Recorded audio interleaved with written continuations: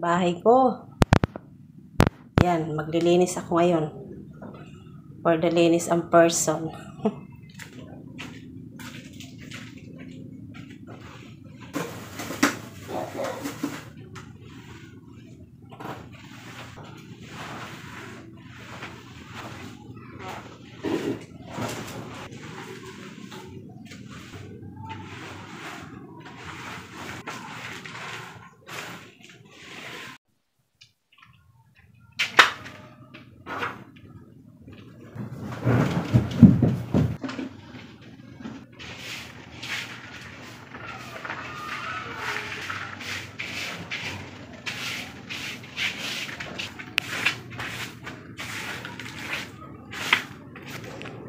Yung walis ko, sobrang iksi.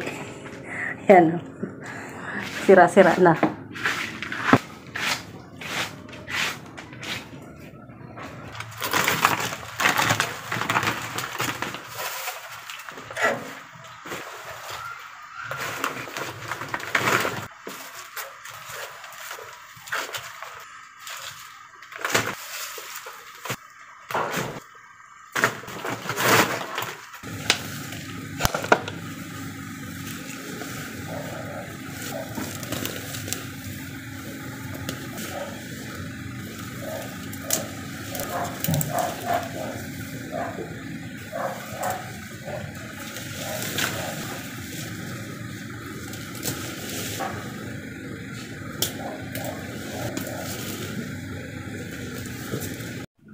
Ayan, ganyan kakalat dito sa harapan ng bahay ko. Daming damo. Eto dito damo. Pero yun doon, mga halaman yun. Kaso tatanggalin ko na yan dahil nagsilakihan na, ang pangit tignan. O, diba? Minsan lang makapunta dito talaga sa bahay ko. Ayan, hindi pa rin nawawalan dito ng nagsusunog, oh. Ayan, meron pa din. Tapos yung kaning baboy dyan nilalagay. Galing naman ng mga kapitbahay ko dito. Yung malunggay ko, hindi na nagkakadahon, sinusunod. Tapos yung aking alugbate, wala na din dahon. Sinusunod lang din ang kuha. Sabagay, wala namang problema yan. Kaya lang inuubos pati sanga. Yung malunggay ko, wala ng sanga. 2 pirasong dahon na lang yung natitira. So ngayon, magbubunot muna ako dito ng mga damo.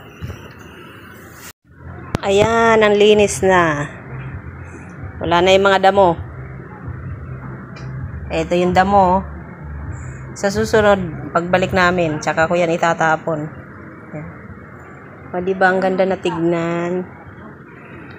Maliwalas na. Inalis ko na yung tanim kong alugbate. Kalat-kalat kasi tignan. Sarap na sa pakiramdam. Dito naman ako sa CR. Lilinisin ko naman yung CR ko. Dami kasing dumi. Pero hindi ko naman lilinisin talaga ng sobra. Itong sahig lang yung wawalisin ko. Ayan o, kasi maraming dumi. Yan.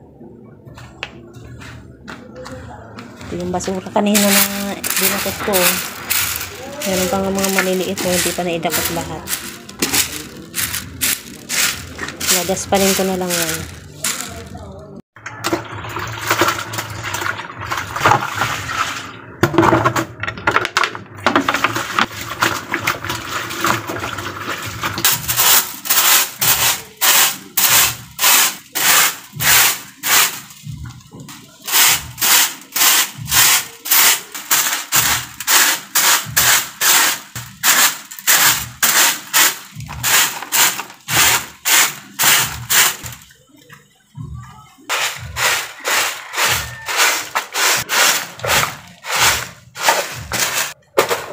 Malinis na.